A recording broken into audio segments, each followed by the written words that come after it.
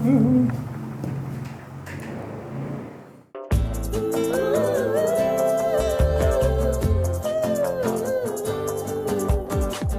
guys, what's up? How are you?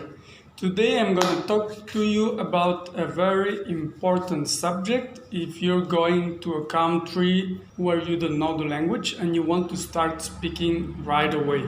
I remember when I was 23, I was in a trip from Spain to India actually. I still remember the first day I arrived, I crossed the border from France to Italy and I found this old man and he was very nice and I was asking him things about Italian language. So I remember I bought this very little tiny notebook because I couldn't charge many things in my bicycle. And I was writing down, I was asking him how you say how much is it and how you say left, how you say right. Since that time, every time I try to learn a new language, in my head, the first things I want to know are these ones I'm going to teach you now. And they are the basic to be understandable for another person.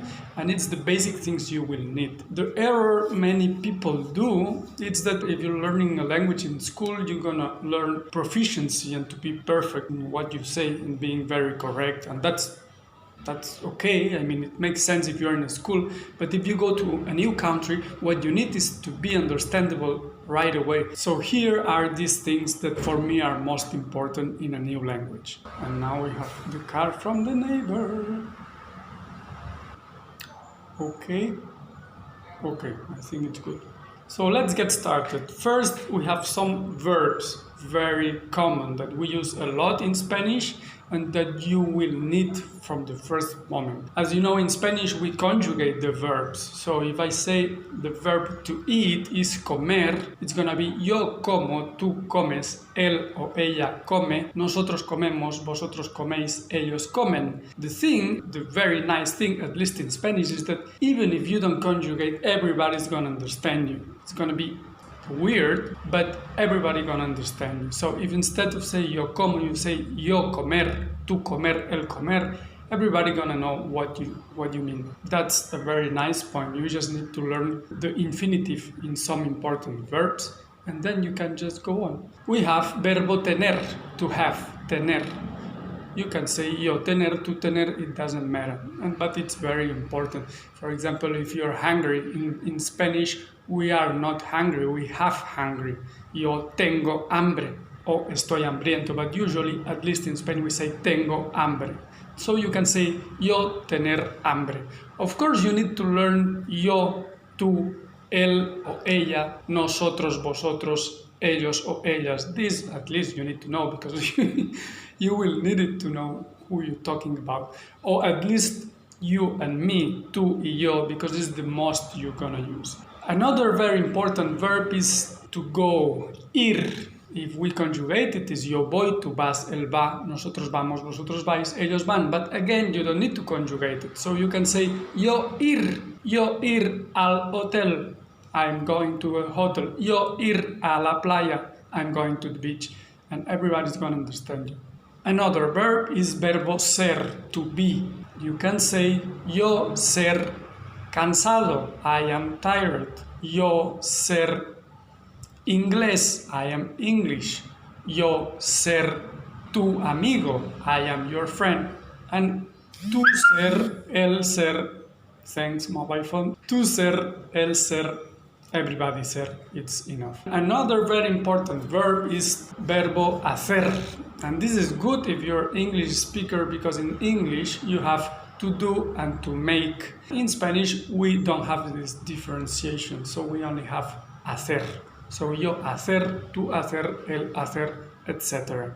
Then we have some words that are very useful too, and usually you use when you're walking in a city or walking somewhere and you want to ask someone how to go somewhere. Como ir, again we're using verbo ir to go. Como is how, so como ir al metro, how to go to the subway. Como ir a la catedral, how to go to the cathedral. Como ir a la policía, how to go to the police. Very easy. Another word you're going to use a lot is before, for example. Antes, after, después, but I want to come, but I cannot. Pero, but is pero. So, it's a word that I use a lot. So, in Spanish is entonces. Entonces, still, I want to go to the beach, but still is still hot. This is aún. In Spanish, aún. Quiero ir a la playa, pero aún hace mucho calor. Yet. I haven't been to this country yet. In Spanish is todavía. No he estado en este país todavía. And because, we use a lot because, is porque. And then we use porque also in a question. But when we use porque in a question, it means why. So this you have to notice, you have to know the difference. I want to come because I like the beach. Quiero venir porque me gusta la playa. But if you asking why, ¿por qué quieres venir? Why you want to come? Then we have north and south, norte y sur, east and west, este y oeste, left and right, izquierda y derecha, straight or straightforward. In Spain we say recto or todo recto. In South America they're gonna use probably derecho. Not derecha, derecho, but this is in South America. In Spain we don't use this. Go back, volver, volver para atrás o volver. Then some sentences also very, very useful. It's please can you repeat that? Por favor, ¿puedes repetir esto? O simply, por favor, ¿puedes repetir? Please can you repeat? Another one, very useful if you want to learn more the language, and I'm using it a lot because I want to know new words, so I'm asking, how do you say X? So, ¿cómo se dice bank en español? ¿Cómo se dice car en español? This is very useful one. And then one very, very important is slowlier, please. We're gonna say más despacio, por favor. Más despacio, por favor.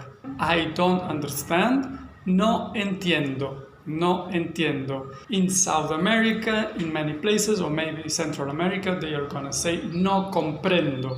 But in Spain we say no entiendo. Then typicals, you go to the market and you want to know how much. So you're gonna ask, ¿cuánto cuesta? ¿Cuánto cuesta esto? This. We already talked about esto in another video. If you want to check this video, it's here about determinated and indeterminated articles. So, ¿cuánto cuesta esto o cuánto vale esto?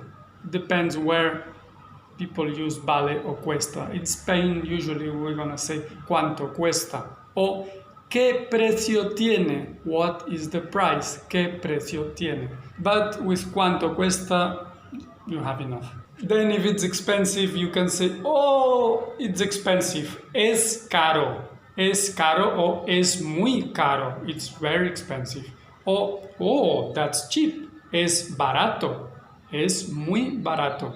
Another word very useful is little or a few. We say poco o poquito. Poquito is diminutive. Poco, poquito. O mucho. Mucho is a lot or much. Another thing you can use a lot maybe is I like. I like, we use a lot I like even in English. And in Spanish is me gusta. Me gusta. You could say again, like before, if you don't want to declinate or if you don't know how to declinate, you could say yo gusta or yo gustar. Gustar is the verb, but you can say yo gusta. Yo gusta mucho, we just say it a lot, la playa. Tu gusta mucho la playa. It's gonna sound weird, but everybody is gonna understand you. So you don't need to conjugate in Spanish. Of course, if you wanna live in the country or you wanna spend a longer period of time, of course you're gonna start conjugating, even if you don't want, because you're gonna hear everyone. Little by little, you're gonna start adapting your language to the real language. I think that's enough for today. Happy to see you. Well, you see me, but anyway. I hope you enjoyed this short video. Leave your comment if you have something to tell. And hasta luego, chicos. Chao.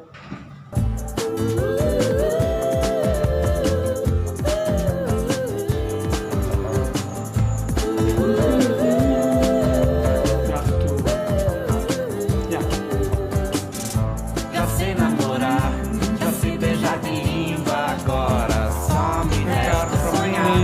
Já sei onde ir, já sei onde ficar, agora só me falta sair.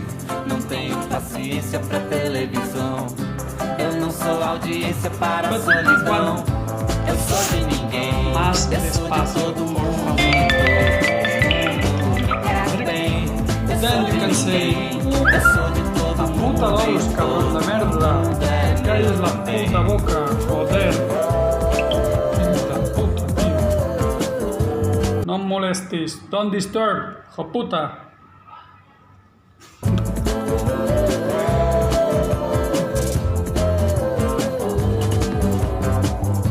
Já sei namorar, já sei chutar.